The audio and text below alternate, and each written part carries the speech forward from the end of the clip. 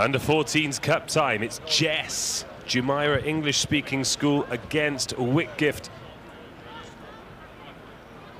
It's the 8th round of the pool competition, so now wins incredibly important. Jess receiving the kickoff in the blue and white hoops.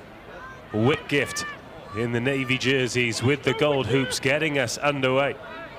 Expecting fireworks here. So we have Jess with the first reception and the first tackle break as well. The chase coming in and no support arriving. So we've got a diminutive ball carrier, but great feet, just puts the brakes on. And that's intelligent play, knowing that he wasn't going to make it, but he looks all action. Better from Whitgift, though. They reorganise in defence.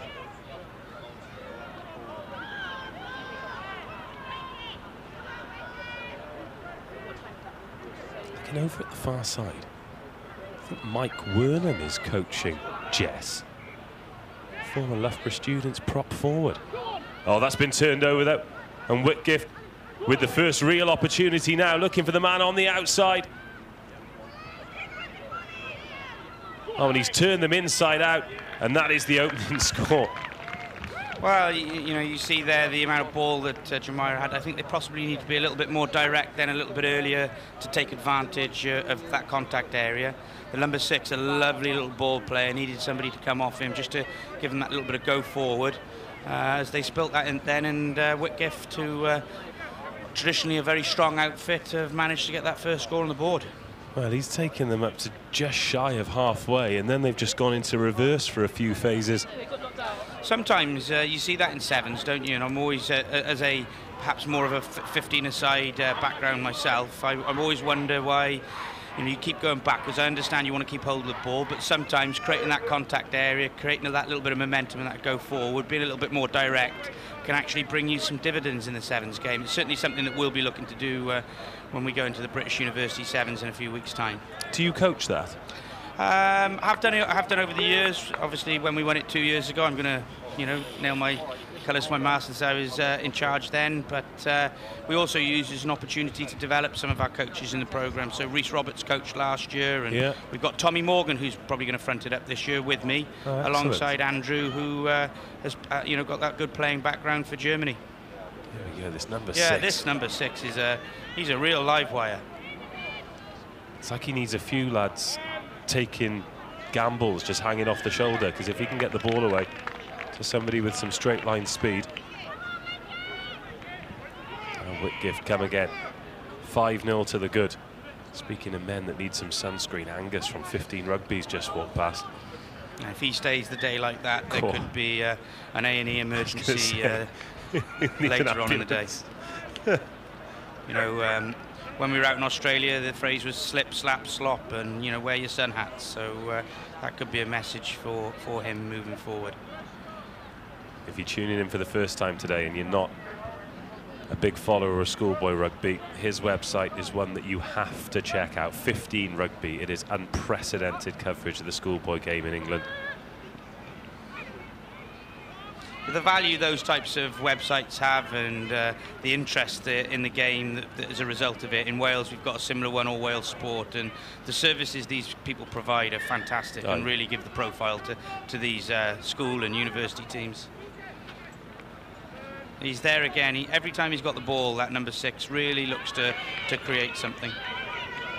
And now Jess skip through the tackle again. Now it's a foot race and it's advantage to Jess, and they're going to get off the mark, leveling things up under the sticks as well. They look a good side. Yeah, well, that was what we wanted to see. That number 6 is making the breaks and fantastic on the ball, and he needed somebody to run off him, and certainly that player there's got hold of the ball and pinned his ears back, and that's a great finish. You can tell it's early in the day as well, because we're having some chases. They'll disappear come 2 o'clock. And the conversion successful as well. So Jess sneak into the lead against Whitgift. 7-5 in the first half. of this under-14 cup match. You know, what you always like when you're watching these games, isn't it, walking around Roslyn Park, is you're looking at people who are probably, from this tournament, going to be going on and playing in the England Sevens squad. And you know, when you speak to the people involved, we had Richard de Carpentier, an ex-student of ours here the other day from Kirkham Grammar, and just you know, he went to watch his old school, and you've got people there you know are going to be playing international rugby in the future, and it's exciting to think and watch which one of these guys playing out here today are going to be that next Richard de Carpentier or Dan Bibby. I've totally... Oh, look at that for a turn of pace. The stop, the go again, and now it's a race for the corner. Shifts the tackler away, and they can't even force him into the corner. It's a kickable conversion as well, and Whitgift moved to double figures. Big and quick. You know, that's tough to stop, isn't it? Where did that acceleration come from? Superb finish. Well, there is a... Speaking of Richard de Carpentier, I've done that thing where I've started a story and I can't remember the lad's name, but there was one of the players from Cranleigh last year. He played in the final. They won it the year before as that conversion goes wide, and then they got beaten in the final last year, and he got picked up by England Sevens, and he went to Las Vegas with them pretty much straight out of school last year. So I think same with all of the programs, if you're good enough, you're old enough, and they'll take you along. Well, I think the tournament they were just at, they took 2 school-aged players with them to the last tournament, and we asked Richard, you know, how do they feel, because you're thinking physically, would they be able to do it, and he said you know, they were excellent, and I'm sure Simon A. Moore would be going down there to be looking around and seeing what he can see. Daley Thompson. That is Daley Thompson, you are right. Well, Jess straight back on the offensive here. This is end-to-end. The inside ball is good. Oh, wonderful pass. Takes out 2 defenders and we're all square. Not only was that a great break, I think the timing of that pass, you know, that was a big moment with a defender coming at him and a defender tracking back. For him to thread that pass through and to get that finish, that's a lovely piece of skill. Well, this one could come down to kicks. Jumeirah have already got their first. Will they get their second to give themselves a 4-point lead? One of my favourite things about Roslyn Park, Danny, dog watch. Get some great canines here as the referee blows for half-time. It is 14-10.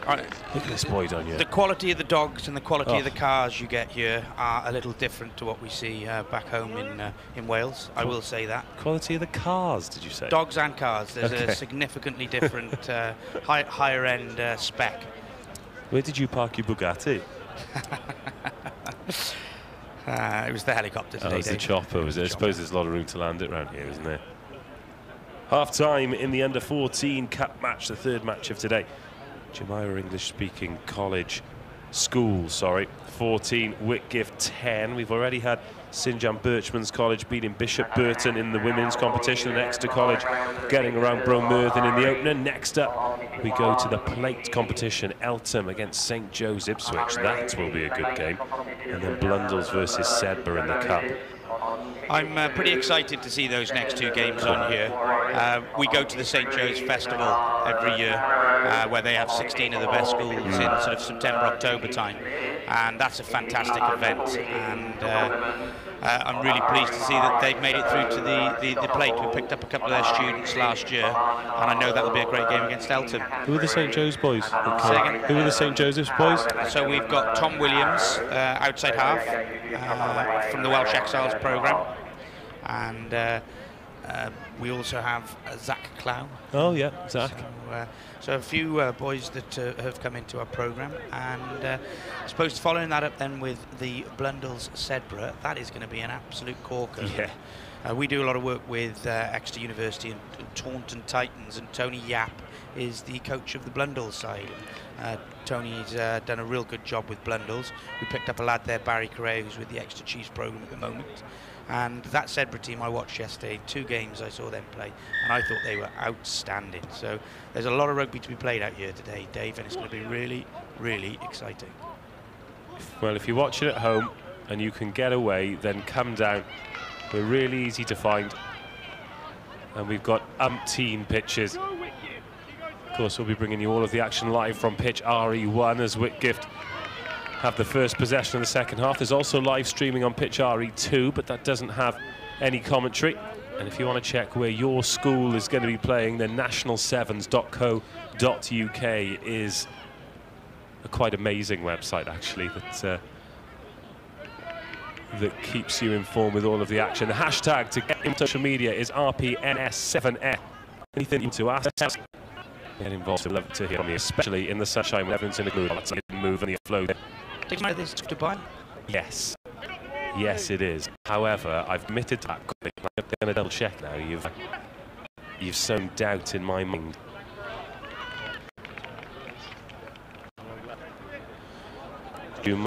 Top British school, which is 3-team. Arabia and Jumeirah campus, amazing. I went to Dubai and stayed in the Jumeirah hotel, which is what was my little giveaway, and that was an unbelievable hotel. Great tackle. Of course, was there room for the G6? Yeah, well, you know, the I've met Wedges and itself. Well, Lee steps in. Wick get a third try and back into the lead. What do they call the Air Force Mun, is it? Do you know what? Archers, they've read Leeds in. We could export back up and forth to the north a little bit easier than our, those away games in our current overnight journeys. Megabus Gold. Unsuccessful conversion, so Whitgift just 1 point ahead. We expected this would be a good game. It has delivered. Character in the team too. They come from behind a couple times. Well, each time this Jess get on the board, Whitgift do, don't they? They keep responding well, and you know, I think that's one of the great things around sevens, and in the commitment and attitude of the player on the pitch today is to watch. A competitive reach as well. Oh, take! It's just on the way. Every play to continue. Oh, he's got the ball really well there. On 2. Oh, that could have gone.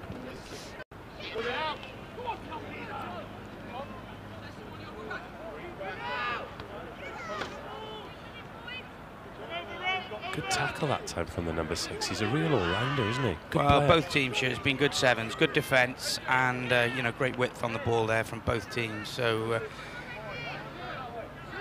definitely worthy of the pitch 1 status.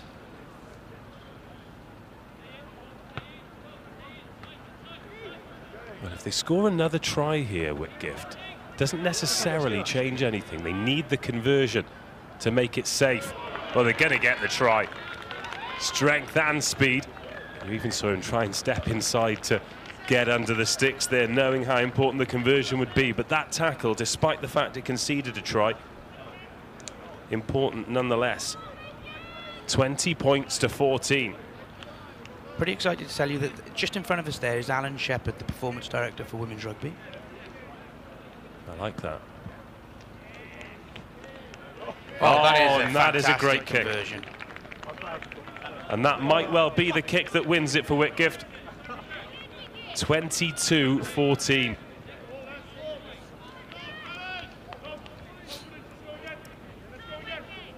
They've controlled possession a lot better in this second period, Whitgift.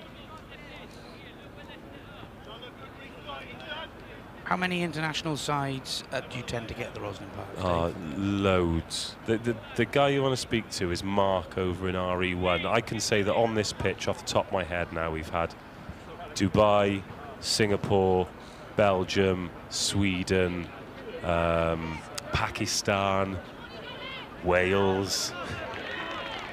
I think that's one of the, you know, the things that perhaps you don't realise. You've got these 800 schools here, and you think of it as a UK-wide tournament. All of a sudden, this is starting to become very much an international tournament. Oh, absolutely, absolutely.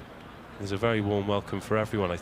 I've not seen them this year, but we've had American and Canadian teams as well.